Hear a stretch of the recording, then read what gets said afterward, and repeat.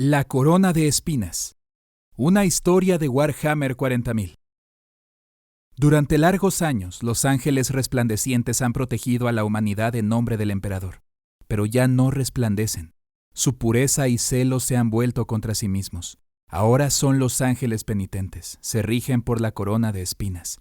Castigan a cualquier hermano que se atreva a romper sus edictos, mientras el hermano Montag considera un acto de este tipo.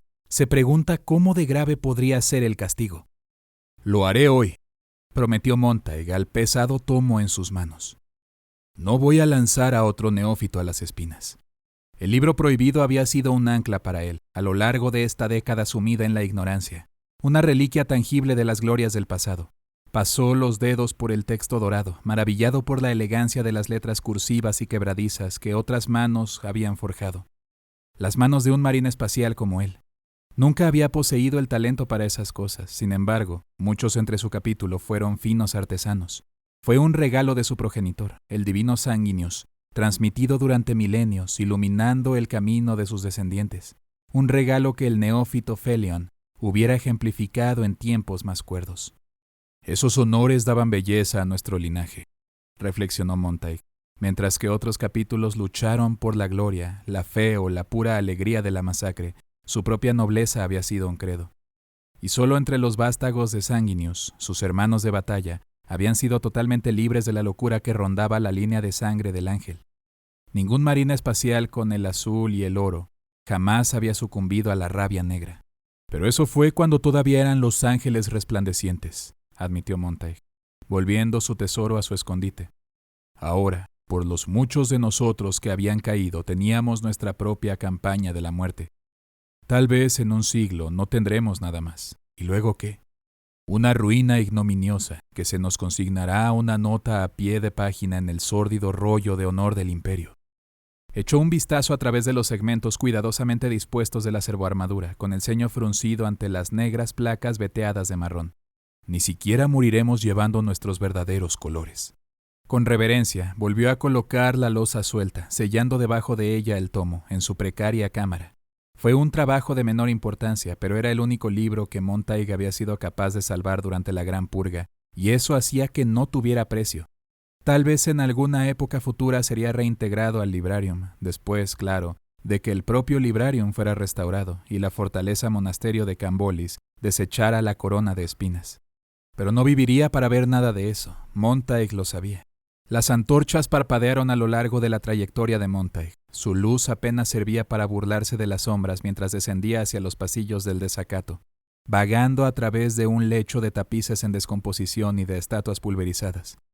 El mártir eterno había pronunciado este efluvio de sacrosantas glorias profanadas, una burla de orgullo traicionero. La gran purga había barrido Cambolis, limpiándolo de la belleza, sin embargo había salido de la fortaleza mancillado, al igual que las palabras del mártir habían ensuciado al mismo capítulo. «Nos envenenó con su agria fe», pensó Montag, «pero decidimos beber profundamente de sus mentiras, así que quizás el veneno estuvo siempre en nuestros corazones». El mártir eterno había venido a ellos hacía una década. Salió gateando de las agitadas aguas del río Tristez, que servía a Cambolis de foso. El hermano sargento Montag había dirigido el equipo que interceptó al intruso, con el Volter a punto de disparar contra su palabra. Él podía sentir la furia de sus hermanos con esa transgresión, porque debería haber sido imposible que saliera con vida. Pocos marines espaciales podían dominar el Tristez, así que, ¿cómo había sobrevivido un mortal a tal hazaña? ¿Pero él era verdaderamente mortal? Montag había sido golpeado por la presencia cruda del hombre que se balanceaba en la orilla del río, con la cabeza gacha y el rostro envuelto en una cascada de cabello negro. Él era un gigante entre los hombres comunes, musculoso y solo unas pocas cabezas de menos que un hermano de batalla. Su carne era un mosaico de cortes, forúnculos y ampollas. La herida sangrante en su estómago parecía fatal, sin embargo, él ardía de vitalidad. Solo el tosco colgante que pendía de su cuello detuvo la mano de Montag, porque era sin lugar a dudas un águila. En ese momento de duda, el desconocido levantó la vista y lo inmovilizó con sus compasivos y salvajes ojos.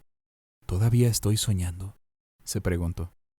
Debería haber acabado con él entonces, pensó con tristeza Montag. En su lugar, había llevado al intruso ante el capellán Malvoisin para su interrogatorio, y la caída de su capítulo había comenzado. «Ha llegado el momento», llamó Montague desde la puerta de la celda.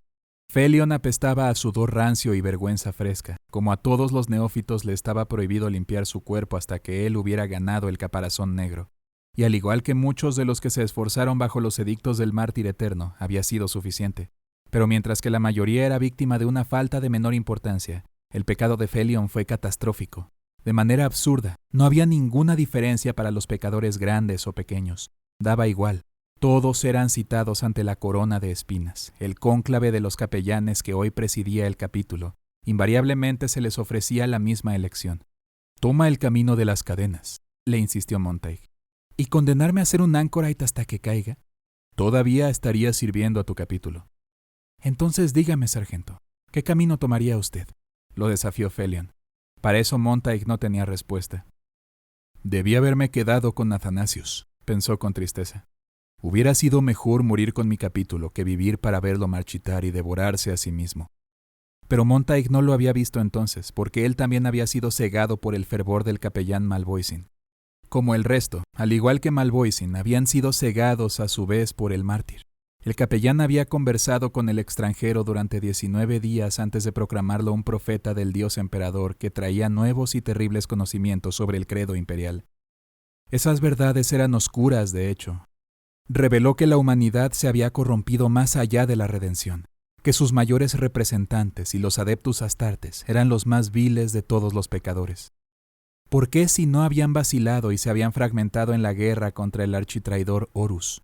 «Los que ayer quedaron sin mancha caerán mañana o al día siguiente», había declarado Malvoisin. «La traición se esconde en nuestra sangre, envuelta en el orgullo». No podía haber ninguna esperanza de ascensión a la luz del emperador, solo la penitencia y el dolor por los pecados pasados y futuros.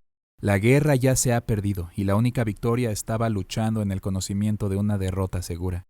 ¿Fue la vergüenza del acecho de la rabia negra la que nos atrajo a tal estéril credo?, se preguntó Montague. ¿Siempre estuvimos tan rotos? «Levántate», le ordenó al neófito. «Tu camino te espera». «Habría sido diferente si el caballero resplandeciente hubiera estado con nosotros», reflexionó Montague mientras guiaba a su prisionero a través de la oscuridad. Él habría echado a la serpiente, pero el señor del capítulo Barcival había estado ausente durante años, haciendo campaña con la primera compañía. No había habido ninguna palabra de ellos desde la purga y Malvoisin los había declarado perdidos.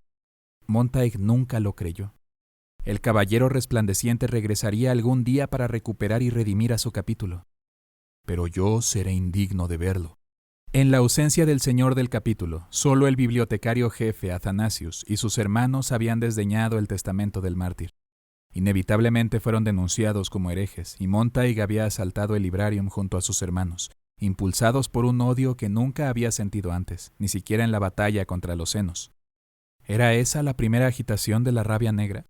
Athanasius y sus seguidores les habían esperado, con brazos ausentes y sin las servoarmaduras, pero protegidos por un desprecio que les llevó a un punto muerto.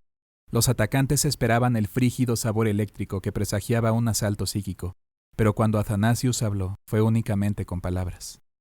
«Nos levantaremos con ardientes alas». Solo palabras, pero eran el credo del capítulo, entregadas con una convicción que vació de veneno a Montague. Podría haber sido suficiente, pero entonces Malvoisin bramó el nuevo credo, el que le reveló el mártir eterno. «El emperador condena». Los ángeles resplandecientes murieron ese día, y los ángeles penitentes se pusieron de pie sobre su tumba, con un sombrío y amargo destino. «Este no es el camino al salón de espinas», protestó Felion. «No», admitió Montague. «No lo es. Te llevo a la puerta del heraldo. Dirígete río arriba desde ahí y piérdete en las montañas». El neófito se detuvo, confundido. «Pero la corona de espinas me ha llamado». «Cierto», dijo Montague. «Se te ha convocado para romperte tú mismo, como todo el que intenta el camino de espinas. Así debe ser». «Si esa es la penitencia por mi pecado». «Tú no has cometido ningún pecado», casi gruñó Montague. «Tus esculturas talladas en marfil honran al mismísimo primarca». «No». Los ojos de Felion estaban febriles. «El arte exalta la tiranía de la vanidad». «Éramos guerreros artesanos antes de que el forastero nos esclavizara. He visto tu habilidad crecer en los últimos años, tus brazos y el arte avanzado en armonía, el verdadero camino de los resplandecientes». ¿Tú sabías de mi herejía?», se horrorizó el neófito. Yo soy tu sargento tutor, claro que lo sabía. Montague sacudió la cabeza con gravedad. Me esforcé para protegerte, pero alguien debe de haber espiado tu trabajo y te traicionó. Nadie me ha traicionado, dijo Felion con frialdad. Yo confesé mi pecado a la corona de espinas. Montague lo miró fijamente. Como usted debe confesar su pecado, sargento, lo acusó Felion, porque ha sido desleal. El puño de Montague impactó en su cara, aplastando sus palabras con un salvajismo que envió al neófito tambaleándose contra la pared. Aún así, los reflejos de Felion eran magníficos y convirtió el tambaleo en un giro salvaje, tratando de poner distancia entre ellos, pero Montague no le dio cuartel. Interviniendo, atrapó a Felion por la garganta y se volvió de nuevo, una vez más, un esclavo de la rabia negra, eximiéndolo de la virtud, del honor o del tormento de la esperanza. Hemos caído y no podremos subir con nuestras alas. Estamos encadenados y nuestra sangre corre fría. Cuando Montague terminó, alejó de sí el cadáver roto, respirando con dificultad mientras luchaba con la rabia. No la había sentido negra del todo, pero sí un poco radiante. El hereje trató de huir, dijo en voz alta, evaluando las palabras que ofrecía a la corona de espinas. Le entregué el pesar del emperador, y estaré en mi puesto, por otro día más.